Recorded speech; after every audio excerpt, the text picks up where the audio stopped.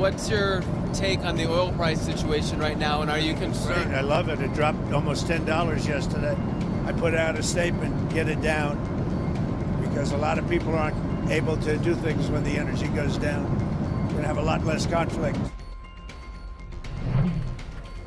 President Trump there speaking to reporters aboard Air Force One, and separately the president has signalled he wants to keep oil flowing out of Iran. It's a stark departure from the earlier strategy of squeezing Iranian energy exports to apply pressure at the negotiating table. Take a look at what we're seeing when it comes to oil, and there has been double percentage slump that we've seen over the past 2 days. At the moment, we are seeing a little bit of upside in the early part of the Asian session for WTI as we continue that assessment of the ceasefire. We also had an industry report showing another drop in US crude stockpiles there as well. Over those 2 days, you've seen that decline of just about 5% when it comes to New York traded crude. At the moment, Israel and Iran appear to be honouring that ceasefire brokered by President Trump. That obviously reduces that risk premium and the risk to suppliers, but the fragility is kind of what we're looking at. But it's been quite interesting, Avril, that we saw Trump giving China, the biggest crude customer of Iran, essentially the green light on social media to continue buying its oil. Is this kind of being seen as both an olive branch to Iran and also to China, right, as we kind of restore the concentration and the focus back onto these ongoing trade uncertainties? Yeah, given the uncertainties, though, you also wonder how seriously China is going to take this. Might they still be taking a cautious approach when it comes to potentially having these sanctions in play when it comes to import of Iranian oil, Heidi? Yeah, let's get some more on the latest developments in the Middle East as this fragile truce appears to be holding for now. Let's bring in Randa Slim. She's a senior fellow at Johns Hopkins University School of Advanced International Studies. It's been a pretty chaotic 12, 13 days, but certainly over the last 24 to 48 hours, there's been a lot of to and fro and developments. How do you assess the sort of ongoing stability of this truce and whether it can pave the way for sort of more of a brokered ongoing peace? Well, right now it remains fragile, it's unstable, and but so far the two countries, Israel and Iran, seem to be interested in maintaining this truce. Now, whether this will lead to whether this will be durable in the long term, I don't know. It's too early to tell, and because I think Israel is interested, particularly the Israeli Prime Minister, is interested in making sure that Iran will not be able to reconstitute its capacities in the nuclear field. And based on the preliminary assessment from the DIA, the Defense Intelligence Agency, doesn't seem that the hits have dealt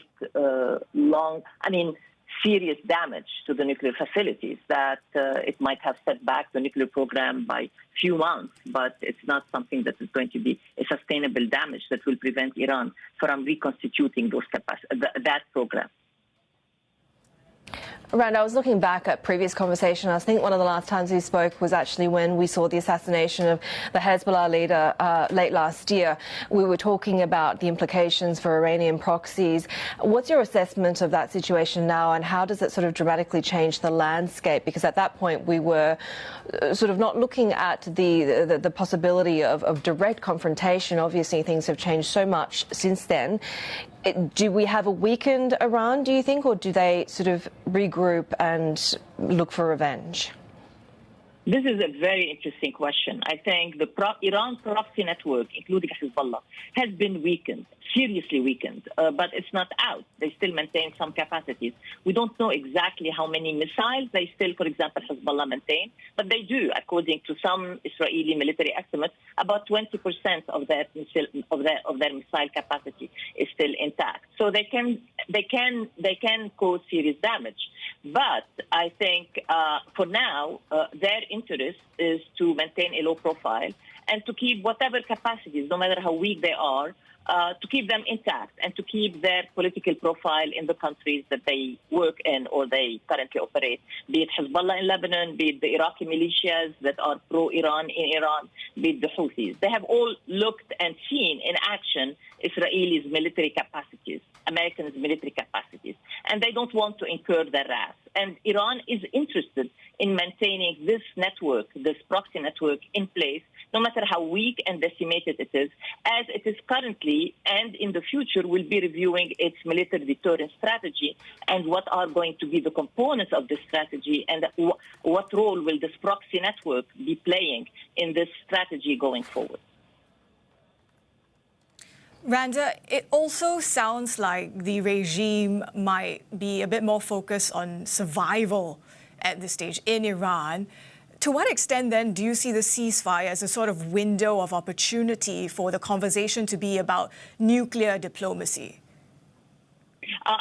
You are correct. I think right now the primary priority, the number one priority for the regime in Tehran is regime survival. And all the means are going to justify reaching that objective. And one of the means that their diplomats and even the president, the Iran president, has been talking about is diplomacy. And that this is now a better or much larger window for engaging in negotiation. The question is going really to be whether Israel, and particularly the Israeli prime minister, is interested in stopping this conflict at this stage. After all, there were negotiations going on between the United States and Iran about this about their nuclear program, and those were preempted by Israeli military action against Iran.